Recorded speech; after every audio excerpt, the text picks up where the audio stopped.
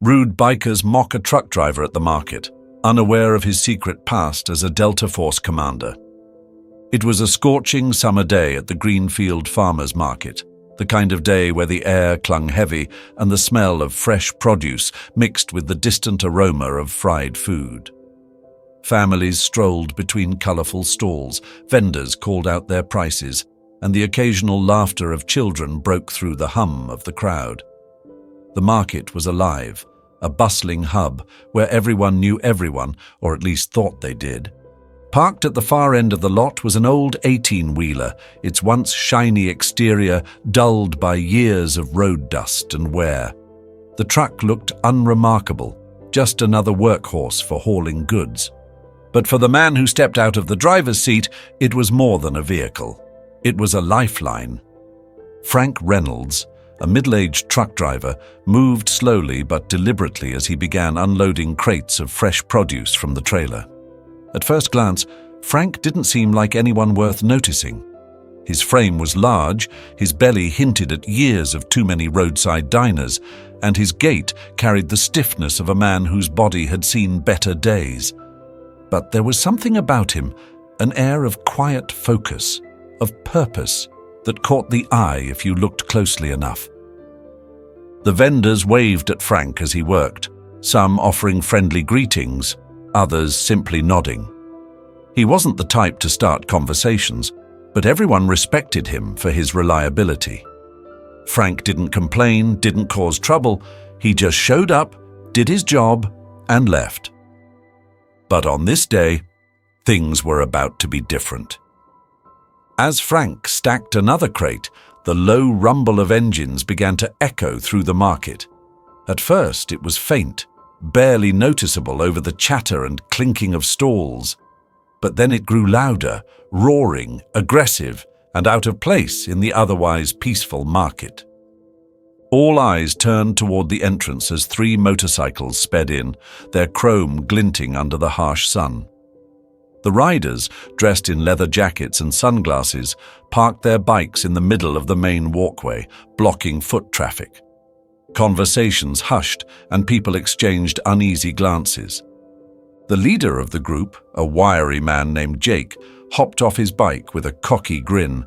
His movements were deliberate, calculated, like he wanted everyone to know he was in charge.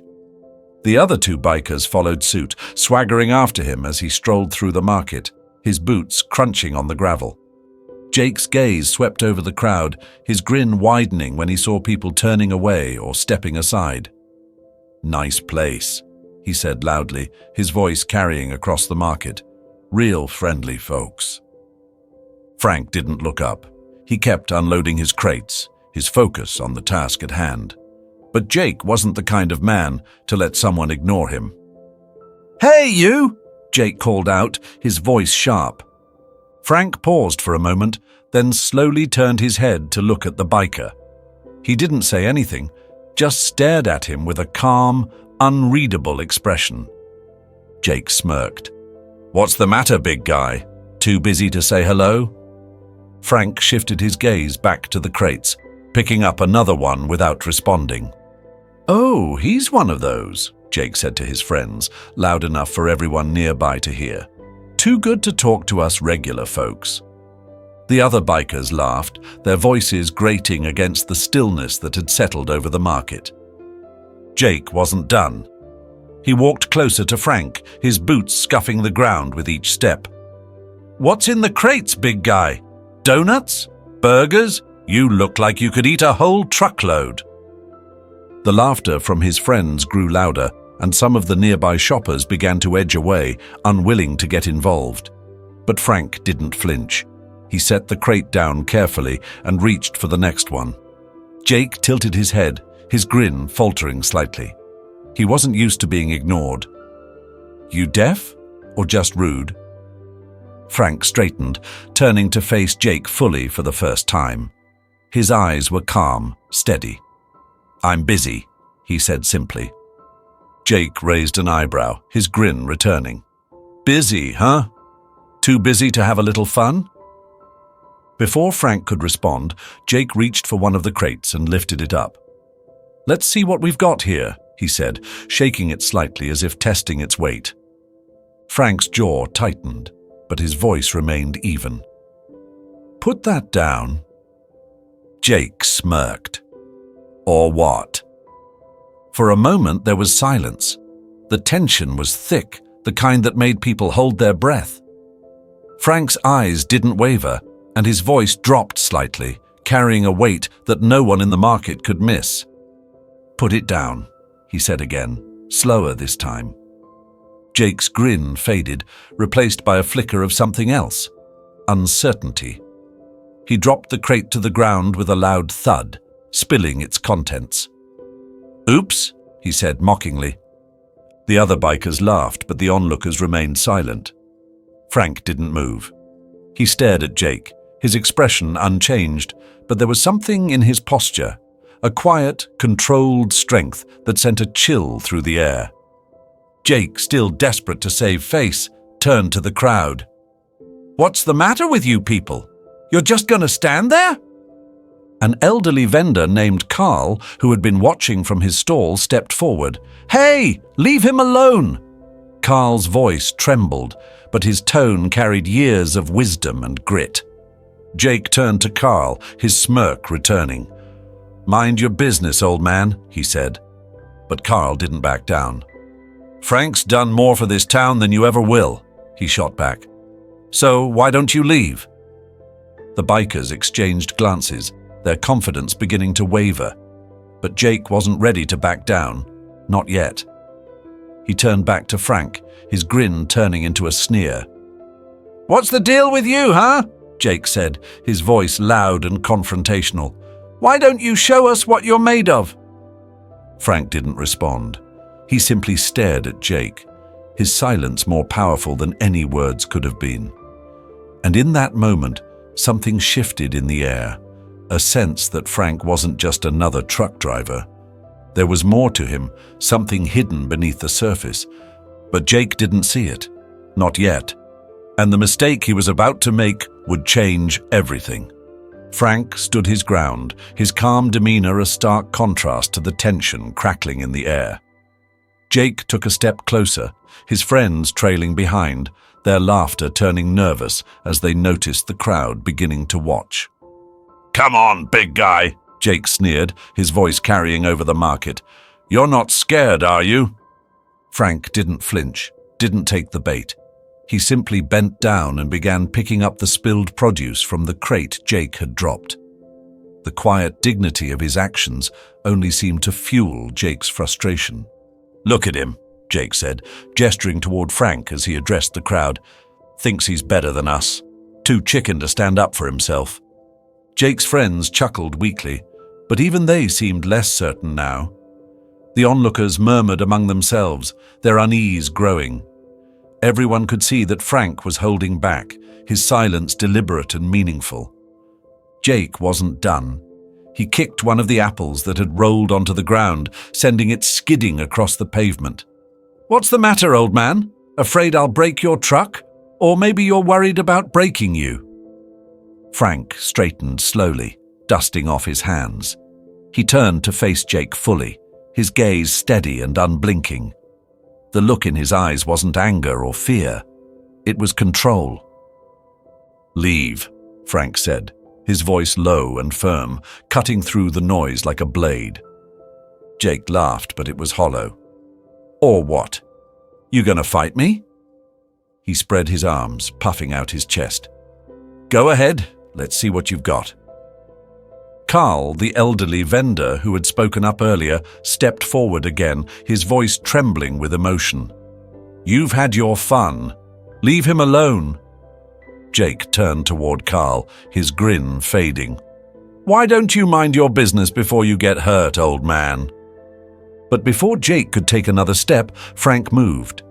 It was subtle, a step forward, his broad shoulders squaring, his stance shifting slightly, but it was enough to make Jake pause. Frank's presence, his sheer size, and the intensity of his gaze seemed to grow in that moment.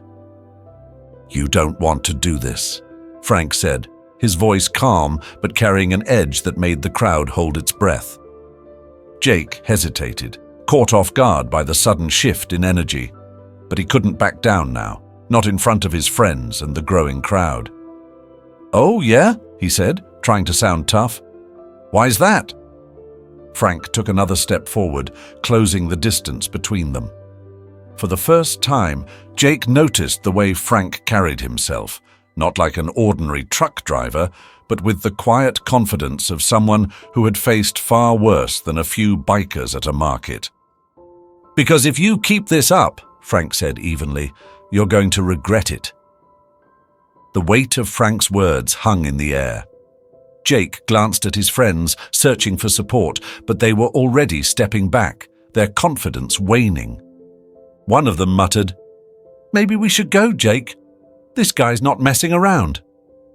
But Jake, desperate to save face, scoffed. "He's bluffing. Look at him. He's just an old truck driver." Frank's jaw tightened, and for the first time, his calm expression gave way to something colder, sharper. He stepped even closer, now standing just inches from Jake. "I've seen men like you before," Frank said, his voice dropping to a near growl, loud, arrogant, thinking the world owes you something. "Let me tell you a little secret. The loudest men are always the weakest." The crowd gasped, a ripple of murmurs spreading through the market. Jake's face turned red with anger, but he didn't move. Something in Frank's eyes kept him rooted to the spot. "Who the hell do you think you are?" Jake demanded, his voice cracking slightly. Frank straightened, his posture suddenly commanding. "I'm someone who's giving you a chance to walk away," he said, his tone even, but filled with quiet authority. The market was silent now, all eyes on Frank and Jake. The tension was almost unbearable, and for a moment it seemed like Jake might back down. But pride is a dangerous thing. Jake clenched his fists and took a swing. It happened so fast, most people didn't see it. Frank ducked effortlessly, his movements smooth and precise. In one swift motion, he grabbed Jake's wrist, twisted it just enough to disarm him, and stepped aside, letting Jake's momentum carry him off balance. Jake stumbled forward, nearly falling to the ground. The crowd erupted into gasps and whispers. Frank didn't gloat, didn't taunt. He simply released Jake's wrist and stepped back, his calm demeanor unshaken. Jake's friends rushed to his side, pulling him up as he glared at Frank. "You'll pay for this," he spat, but his voice lacked the confidence it had moments ago. Frank tilted his head slightly, his gaze unwavering. "Get out," he said simply. Jake hesitated, his pride warring with his instincts. But as the murmurs of the crowd grew louder, he realized he'd already lost. With a muttered curse, he turned and stalked back to his bike, his friends following close behind. The roar of their engines filled the air as they sped out of the parking lot, leaving behind a crowd that burst into cheers and applause. Frank didn't acknowledge the noise. He bent down, picked up the scattered produce, and began placing it back into the crate, as if nothing had happened. Carl approached him, his face a mix of awe and gratitude. "Frank," he said, his voice soft, "I don't know how you did that, but thank you." Frank didn't look up. "Just doing my job," he said quietly, his voice carrying a weight that made Carl pause. As Carl walked away, a vendor nearby whispered, "Who is he? How does a truck driver move like that?" No one had an answer, but everyone knew one thing. Frank Reynolds was not a man to be underestimated. The market slowly returned to its usual hum of activity, but the tension from the confrontation lingered in the air. People whispered as they moved through the stalls, glancing toward Frank's truck with a mix of curiosity and newfound respect. Frank continued his work, his movements steady and methodical as he finished unloading the crates. To him, the bikers were just another obstacle, a minor disruption in a life that had seen far greater challenges. But to everyone else, Frank's calm, calculated actions had raised more questions than they answered. "Did you see how he moved?" one vendor whispered to another. He didn't hesitate. It was like he knew exactly what to do. I heard he used to be in the military, another said. Maybe special forces. I don't know, the first vendor replied. But whatever he was, those bikers didn't stand a chance. Carl, the elderly vendor who had stood up for Frank, approached him again as the crowd around his stall began to thin. Frank, Carl said quietly, his voice filled with curiosity. You've got to tell me. Where'd you learn to do that? Frank glanced at Carl, his face unreadable. Do what? He asked, his tone deliberately neutral. Carl chuckled. Don't play coy. You know what I'm talking about. The way you handled those punks, most people wouldn't have known what to do. But you didn't even break a sweat. Frank sighed, wiping his hands on his pants as he leaned against the side of his truck. It's not something I like to talk about, he said simply. Carl raised an eyebrow, clearly intrigued. Come on, Frank. You can't leave us all in suspense. Frank hesitated, his gaze drifting to the horizon. For a moment, it seemed like he might brush Carl off. But then, as if deciding to let a small piece of his guard down, he spoke. A long time ago, I served in the military, Frank said quietly. Delta Force. Carl's eyes widened. Delta Force? He repeated, his voice barely above a whisper. That's the elite unit, isn't it? Frank nodded. We were sent to do things most people don't hear about, dangerous things. I've seen my share of violence, Carl, more than I care to remember. Carl was silent for a moment, taking in Frank's words. He had always known there was more to the quiet truck driver than met the eye, but hearing it confirmed was something else entirely. So why the truck? Carl asked finally. Why not stay in the service or go into security or something? Seems like you'd be a natural fit. Frank's expression softened, a hint of sadness flickering in his eyes. Because I'm done with that life, he said simply. After everything I've seen, everything I've done, I just want peace. Driving gives me that. It's quiet, honest, no guns, no chaos, just the road. Carl nodded slowly, sensing the weight behind Frank's words. I get it, he said. But you know, Frank, what you did today, standing up to those bikers, that wasn't just about self-defense. You protected this market, these people. That's something to be proud of. Frank offered a faint smile, but he didn't respond.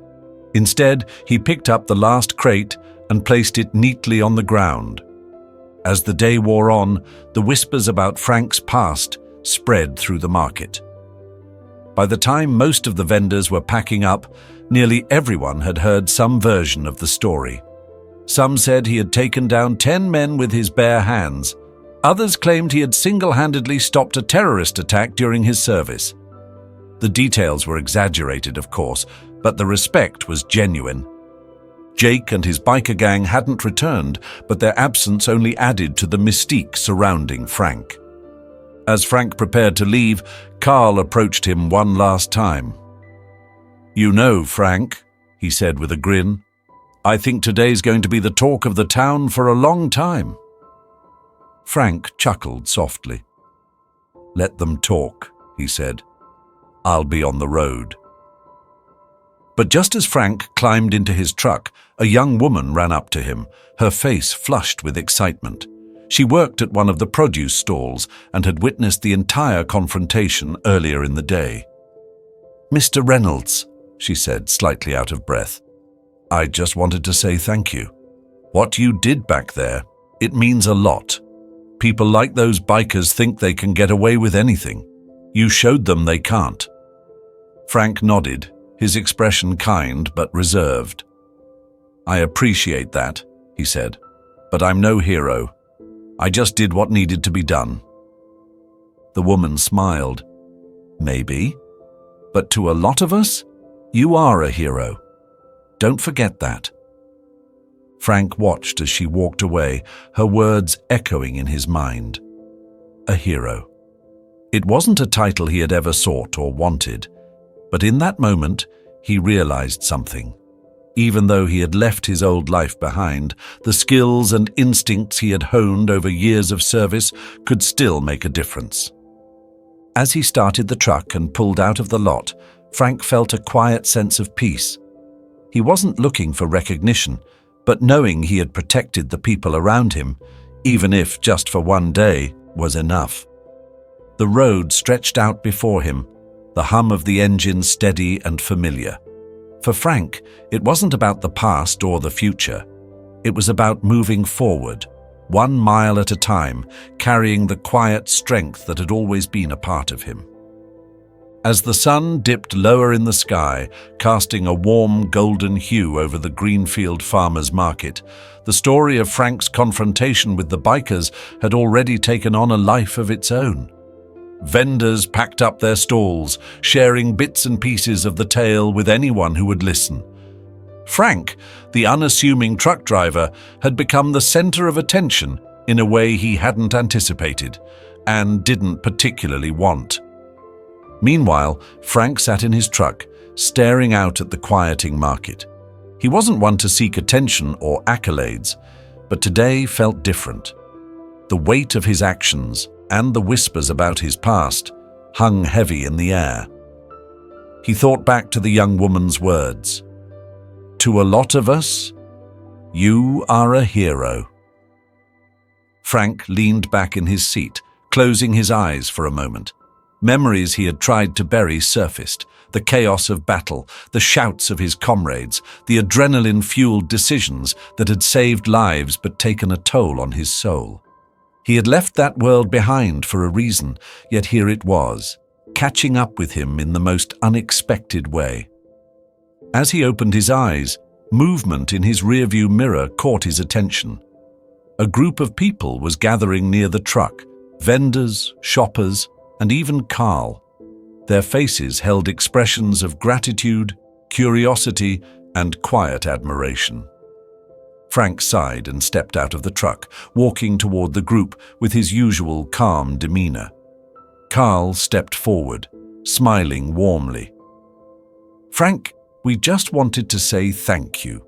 What you did today, it wasn't just about standing up to those bikers. It reminded us that courage still exists, even in the most unexpected places." The crowd murmured in agreement. A young father spoke up, his hand resting on his child's shoulder. "My son saw what you did. He asked me why you weren't afraid. I told him it's because real strength doesn't come from how big you are or how loud you yell. It comes from standing up for what's right." Frank felt a lump rise in his throat but swallowed it down. "I appreciate that," he said, his voice steady. "But I'm no hero. I just did what anyone should do when they see something wrong." Carl shook his head. "No, Frank. You did what most people wish they could do. There's a difference." The group fell quiet for a moment, the weight of Carl's words settling over them. Frank looked around, seeing faces of all ages, men and women, children holding their parents' hands, all looking to him as though he carried something they wanted to understand. Finally, Frank spoke. His tone was quiet but firm, carrying the same authority he had used earlier in the day. "I'm not a perfect man," he began. "I've made my share of mistakes, and I've seen things most people wouldn't believe, things that make you question what's right and wrong. But if there's one thing I've learned, it's this. Strength isn't about muscles or bravado. It's about knowing when to act and having the courage to do it." The crowd hung on his every word. Frank continued, his voice growing softer. "We all have that strength in us, every single one of you. It doesn't take a background in the military or years of training to stand up for someone else. It just takes a choice, the choice to put fear aside and do what's right. That's something anyone can do, and it's something this world needs more of." A hush fell over the group. The sun dipped lower, casting long shadows across the parking lot. A child in the crowd asked, "Does that mean we can all be heroes?" Frank smiled faintly, his eyes softening.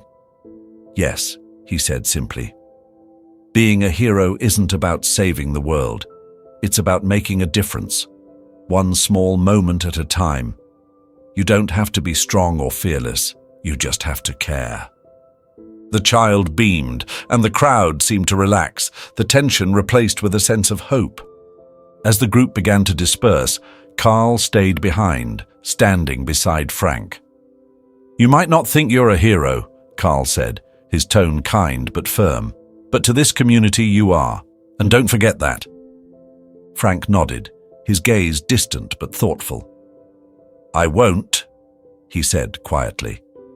As the market emptied and the evening settled in, Frank climbed back into his truck. The road stretched out before him, and the hum of the engine was a welcome return to normalcy. But something had shifted, not just for the people of Greenfield, but for Frank himself. He wasn't just a retired Delta Force commander. He wasn't just a truck driver. He was a reminder that courage, humility, and the willingness to stand up for others could ripple outward, creating a wave of change. And as he drove into the fading light, Frank carried a renewed sense of purpose. He didn't need the title of hero. All he needed was the road ahead and the quiet strength that had always been a part of him. This story isn't just about Frank, it's about all of us. How many times have you seen something wrong and hesitated to step in? How often have you thought, "What difference could I make?" The truth is, the world doesn't need superheroes. It needs ordinary people with the courage to do the right thing. It needs you. Have you ever stood up for someone, or wished you had? Share your story in the comments. Let's create a space where we can learn from each other, where kindness and courage inspire change. If this story moved you, don't let it stop here. Like, share, and subscribe to join a community that believes in the power of standing together. Because when we act with courage and compassion, we remind the world that heroes are everywhere and anyone can be one.